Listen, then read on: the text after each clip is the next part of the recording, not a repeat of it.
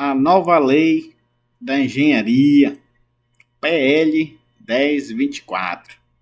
E o que pode mudar agora nos CREA, no CONFEA do Brasil? Primeiramente, deixe-me apresentar para vocês.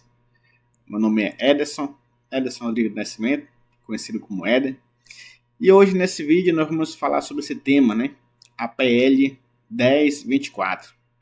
E para a gente entender o contexto desse projeto, que visa uma atualização do nosso sistema CREA, CONFEA, eu vou fazer dar um exemplo, para vocês compreenderem. É como se fosse, vamos dar um exemplo aqui, um clube de futebol. Se for o Corinthians, melhor ainda. Eu sou corintiano também, né? Nosso time tá meio ruimzinho, né? Esses anos aí, né? Quem tá dominando é o Flamengo e Palmeiras, mas vamos lá. Como é que é o contexto dessa PL? Essa PL é o seguinte: nós estamos ainda regidos pela uma antiga lei, uma lei de 1966, chamada Lei 5.194. Mas essa lei é antiga. Como é que funciona hoje? Como se fosse um time, né? Hoje nós temos aqui um time de futebol e esse time tem as categorias de base, né? Cada categoria de base aí tem suas atribuições e geralmente é assim que funciona. Existe o CONFEA e o CONFEA é o principal, né? É o órgão federal, e os outros têm os CREAs regionais. E os CREAs regionais, eles têm sua responsabilidade de quê? De fazer o cadastro, né? Nosso cadastro, tomar conta dos nossos registros, né? São registros, definir regras para garantir que as pessoas, né, que são formadas, estejam qualificadas, sigam as normas técnicas dos trabalhos, fiscalização. É assim que funciona. Esse é o contexto. Um contexto bem simples para uma compreensão bem simples também. O que acontece? Essa lei que exige, que diz 96, de 1966, ela está totalmente desatualizada. Ela não acompanhou toda a evolução e toda a mudança que já houve, né? Tanto tecnológica, avanço hoje, mas estamos falando aqui, através de uma mídia social, né? E de lá para cá muita coisa mudou mesmo. Se muita coisa mudou de lá para cá, então a gente precisa também atualizar algumas coisas, né? Essa PL ela já foi aprovada em algumas comissões de deputados que analisaram o tema, fizeram alguma mudança no texto. Falta ser aprovado, né, por todas as comissões, pela Câmara inteira, pelo Senado e depois sancionado. Mas, afinal de contas, né, o que essa PL vai propor? O que ela propõe mudar? De forma bem simples, nós vamos analisar aqui as principais mudanças que o projeto de lei quer fazer para nós, né? Da engenharia, os engenheiros. Acompanhe agora aí nessa próxima tela aí. Eu vou abordar os pontos principais que essa PL traz, que, ao meu ver, como sempre, né, aqui no nosso canal, eu sempre deixo minha opinião, se eu concordo ou não, os pós e os contra. Vamos analisar, ok?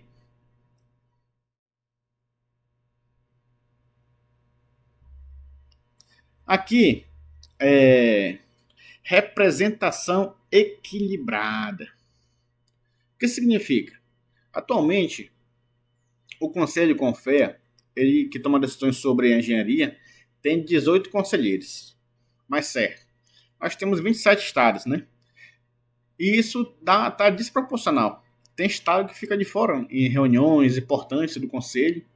E o PL 1024 quer aumentar esse número de representantes para 30 conselheiros, garantindo que haja 27 representantes, um de cada estado e do Distrito Federal, mais 2 representantes de faculdades e de universidades de engenharia e mais um representante de tecnólogos.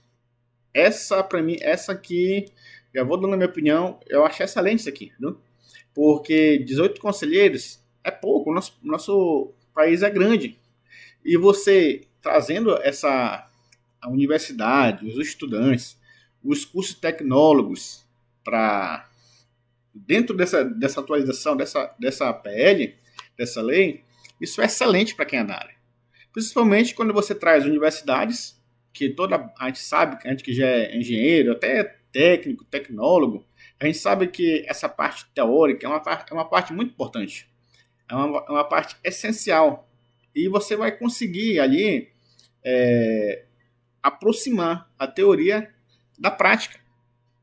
Então, 12 representantes de faculdade, mais um representante dos tecnólogos e 27 representantes. Aumentar aumentar o número de conselheiros. E em outras palavras, a gente vai garantir que cada estado tenha seu porta-voz agora. Porque tem estados que fica de fora. Porque atualmente são apenas 18 conselheiros. E isso traz uma atualização necessária. É necessário.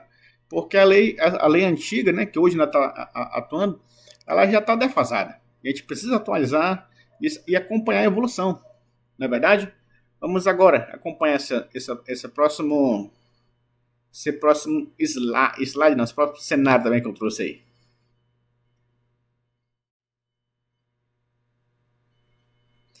Mandato mais longo. Vamos lá. Nós estamos analisando aqui essa PL detalhe por detalhe. Por quê? Porque essa é uma proposta de lei que ela atualiza muita coisa. Então a gente tem que estar por dentro. A gente que é da área de engenharia, os tecnólogos também, temos que estar por dentro, porque isso mexe diretamente com nossas especialidades. Mandatos mais longos. Como é que é atualmente? Atualmente, os mandatos são de 3 anos.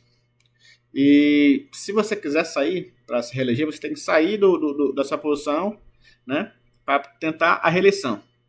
Mas, com a nova regra, que é de mandato mais longo de 4 em 4 anos e reeleição, ela está seguindo praticamente o que já segue com prefeitos, né, governadores, né, aqui o presidente, um mandato de 4 anos e uma reeleição de mais 4 sem se afastar do cargo. Na minha opinião, eu também concordo com isso aqui. Eu sei que tem os pós, sempre vai haver pós e contras, sempre vai haver um perigo aqui, outro não, né? Mas, ao meu ver, isso é essencial. Isso já acontece há bastante tempo na nossa política, né? E um mandato de 3 anos, eu não sou a favor, sou a favor de 4. Se você é a favor de 3, ou de 12, ou de 1, deixe seu comentário aí, comente o porquê. Mas mandatos longos de 4 anos, mais reeleição de 4, na minha opinião, analisando também como engenheiro, é essencial. Porque imagine um exemplo, né? Imagine que na sua escola um representante podia ficar 3 anos. E se quiser tentar continuar, ele tinha que sair do cargo durante a campanha para usar a sua posição a favor. Ou seja, ele já fez um bom trabalho ali durante 3 anos. Aí ele vai sair para poder novamente, não vai poder usar todos os méritos que ele já conquistou durante esse mandato. E com a nova regra, com 4 anos, ele não vai poder se afastar. Ele pode usar, assim como ele pode usar, se ele foi bom durante os 4 anos, se ele foi péssimo, também todo mundo vai verificar que ele foi péssimo.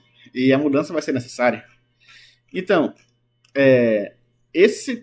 nessa mudança aqui, também já estou dando a minha opinião para vocês. Ok? Vamos analisar agora a próxima aqui e ver qual é a próxima mudança também que essa PL está trazendo.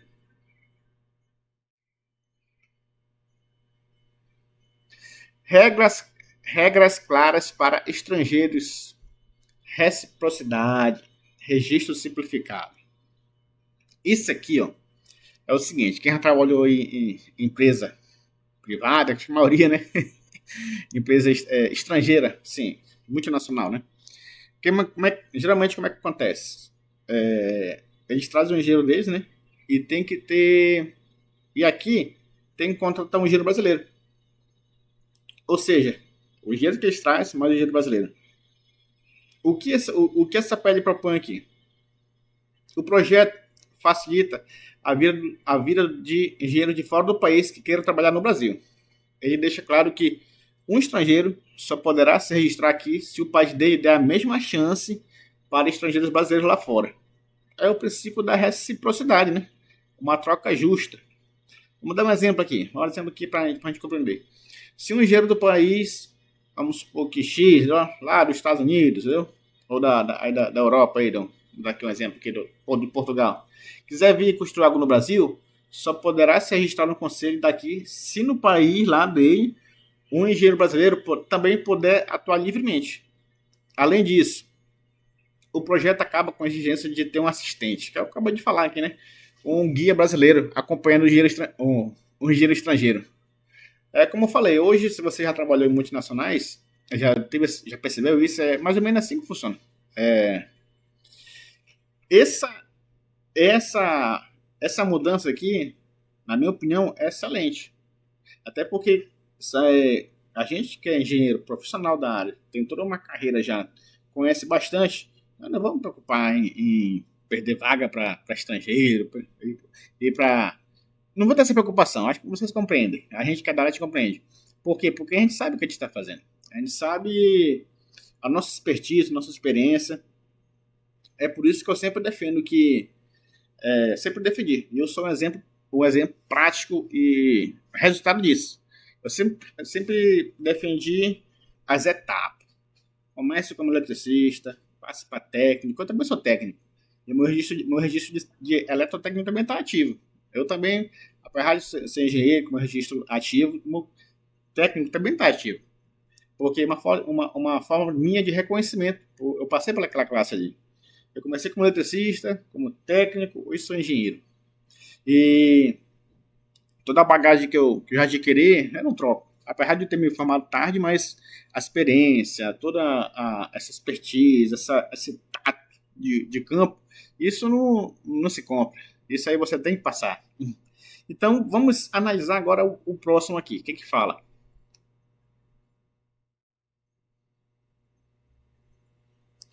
Mais voz a tecnólogos e educação. Vamos lá. Representantes extras no Confea para tecnólogos e universidades. Isso aqui eu achei muito bacana nessa pele aqui. Vamos lá. Sabe aqueles profissionais formados em cursos tecnólogos? Hoje tem muito tecnólogo, né? Eu já vi bastante. Instalação, manutenção, reforma. Eles são cursos mais curtos, né? De 3 anos, mas em áreas técnicas. Muitas vezes eles se sentiam um pouco representados no conselho. Esse projeto PL 1024, ele inclui explicitamente os tecnólogos nessa legislação, garantindo que eles tenham voz no plenário federal do Confea.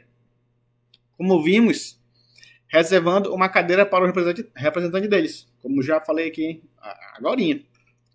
Além disso, ele abre espaço para até 12 representantes de instituições de ensino, universidades, faculdades, no Confea. Como eu falei, por que essa atualização que é bacana? É algo que é muito bom para o nosso conselho, porque ele aproxima o mundo acadêmico, onde os engenheiros são formados no mundo ali. A gente sabe que tem muitas pessoas que elas não passaram por essa etapa que eu falei, né? Eletricista, técnico, entendeu? E engenheiro. E não trabalham no campo. Tem muitos jovens que eles já pulam de eletricista para engenheiro. E por conselhos errados, um engenheiro ganha muito bem, aí você já pode se formou aqui no ensino médio, você já faz uma engenharia que você vai ganhar 10 mil, 15 mil, 20 mil. Não é assim, não. Eu sou uma prova disso. Eu sou uma prova disso, quer dizer. Não é porque você já é engenheiro que você já vai ganhar 20 mil, 15 mil, 10 ou 30. Não funciona dessa forma, não. E esse aqui é exatamente isso aqui, ó. Essa proposta dessa pele. A partir do momento que você aproxima o mundo acadêmico da prática, é essencial. Porque vamos ter alguns professores participando de decisões do conselho, para ajudar a alinhar o que nas faculdades ensinam e que o mercado e a profissão precisa. Pô. Então, isso aqui, essa mudança aqui, essa atualização, na verdade, né? Para mim, ao meu ver, é essencial. Porque nós temos muitos engenheiros jovens que querem pular, né? Querem ganhar muito dinheiro. Não tá errado não, entendeu? Mas eu, engenheiro aéreo, sempre defendo as etapas. Eletricista, técnico e engenheiro. Uma empresa de grande porte que vai investir em você, ela quer saber se realmente você sabe. Se você não realmente tem só o diploma. Eu chego à conclusão, algumas vezes, quando eu fico analisando isso, é por isso que tem muitos engenheiros que não estão sem trabalho. Engenheiros novos que se formaram que não sabem fazer uma medição com multiteste, não sabem medir uma corrente, não sabem nem ligar uma lâmpada. Por quê? Porque não passaram por essas etapas. Essa etapa ficou um furo na vida, na carreira acadêmica, carreira profissional dessas pessoas. Outra coisa também, o registro. Registro profissional mais rápido. Isso aqui é essencial também, porque às vezes entra, hoje mesmo, há uma demora grande para esse registro. Quando o profissional se forma e pede o registro no CREA, ou quando uma empresa de engenharia pede o registro, às vezes o processo demora muito, deixando a pessoa sem poder trabalhar. Nesse meio tempo, esse PL estabelece prazos para que o conselho analise e conclua o registro. No máximo 90 dias para registro de profissionais e 45 dias para registro de empresas. E aqui vem um detalhe. Se esses prazos passarem sem resposta, o registro será concedido automaticamente. Então, isso aqui é uma forma de otimizar, principalmente a gente, né? Que às vezes já um engenheiro já é técnico, já precisa do seu registro e demora, a empresa quer te promover, ou surgiu uma vaga de emprego, tu tem que estar com o teu registro. Olha a correria. Porque geralmente sabe que o engenheiro ganha muito bem. E quanto mais você sabe, mais você tem experiência, aí, como diz, né? Sua cabeça vale um prêmio. Aí sim, aí você vai ganhar esses valores aí que eu comentei agora, né? Dependendo da empresa que você esteja, você ganha muito bem mesmo. Outra coisa também, né? Outra atualização dessa PL. Uso educativo do dinheiro das multas, né?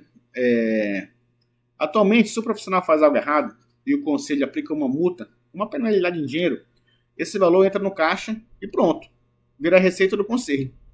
Com a PL, ela quer mudar a lei para trocar a palavra multa por sanção. Parece assim, vamos lá. Em vez de ser punitivo, o dinheiro de uma punição pode ser revestido em cursos, treinamentos, palestras para profissionais. Simplificando, é como se alguém fosse multado por um erro, né? Essa grana virasse verba para treinar e evitar que outros cometam o mesmo erro, tornando o ciclo mais educativo. Além disso, né? Embora não esteja explícito aqui, discute-se reduzir certas multas fixas que incomodam os profissionais. Por exemplo, havia multa de 20% por atraso de anuidade. A ideia geral é tornar as penalidades mais justas e úteis, em vez só de cobrar dinheiro. Então, isso aqui é uma conversão praticamente, né? Conversão de multa em sanção, onde nós, do conselho dos CREA, né, engenheiros da entidade, podemos se atualizar para não só sentir o CREA só me multa, aconteceu isso, aquilo, porque a gente sabe sim que tem muito dinheiro que reclama. Reclama das taxas, reclama dessas punições. E outra coisa também, né? Resolver briga entre as profissões. O que acontece? Hoje existe outros conselhos, né? A gente sabe que existe o CAL, por exemplo, que é o Conselho de Arquitetura. Na engenharia e áreas relacionadas, às vezes acontece conflito de atribuição. Por exemplo, que só um engenheiro civil pode assinar, só um engenheiro eletricista, um mecânico, e um arquiteto, ou um geólogo. Então tem essas confusãozinhas, né? O que essa PL traz? Ela, 1024, traz uma solução amistosa. Determina que se houver conflito, com normas de outros conselhos, por exemplo, isso deve ser resolvido em conjunto, com uma resolução conjunta entre os conselhos envolvidos. É como se fosse num jogo de futebol, né? Quem já estudou aqui, né? Todo mundo já passou pelo ensino médio, ensino fundamental, e tem uma classe, tem outra classe que quer usar quadra. Aí dá aquela briga, não, agora é minha vez, não, depois de uma hora é tua. Então, imagine essas classes como se fossem conselhos. Então, é assim que vai funcionar. É o que essa PL está propondo. Esses são os pontos que eu percebi que são essenciais nessa PL. Vamos olhar aqui esse outro slide aqui, para a gente tentar entender o resumo dessa PL.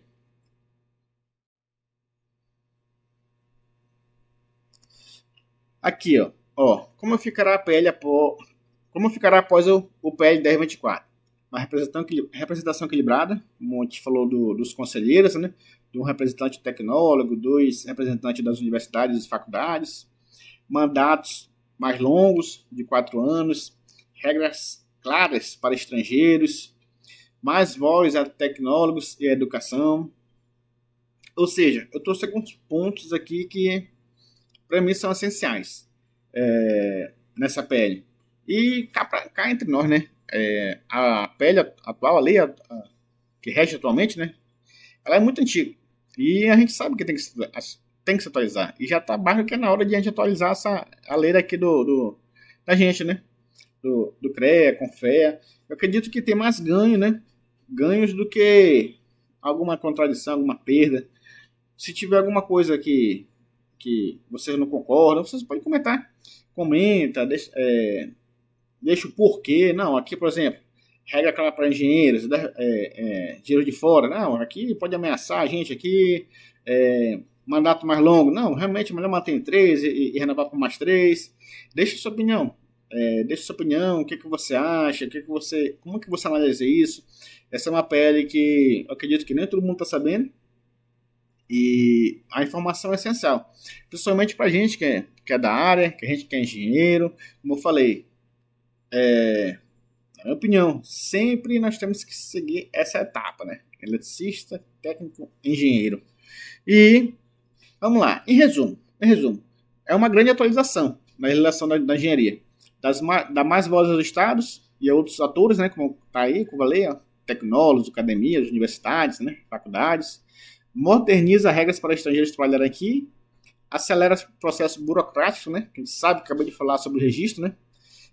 Torna as punições mais úteis e inibe privilégios ou conflitos indevidos. O objetivo central declarado é modernizar a legislação para melhor atender os profissionais e a sociedade. Ok?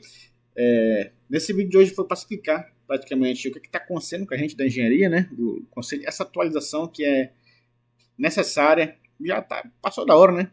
E se você gostou desse conteúdo, você não sabia disso que está acontecendo, dessa PL, dessa atualização, você que é engenheiro, estudante, universidade, deixe seu like, compartilha, comenta, se você é contra alguns pontos, se você é a favor, deixe sua opinião, deixe o seu ponto de vista, porque a gente só pensa assim, né? Se tiver só concordar com tudo, tem alguma coisa errada. Como disse que toda unanimidade é burra, né? Esse é o ditado que eu sempre ouvi, você quando tá estudando também. E valeu. E acompanha a gente aí que sempre vai ter notícias, como eu falei, aqui notícias, soluções das nossas áreas de engenharia, de política, que a gente sabe que a engenharia, essa parte mesmo aqui, eu preciso de política para ser aprovada. E a gente tem que estar por dentro, ok? Muito obrigado e até lá. Até a próxima, beleza?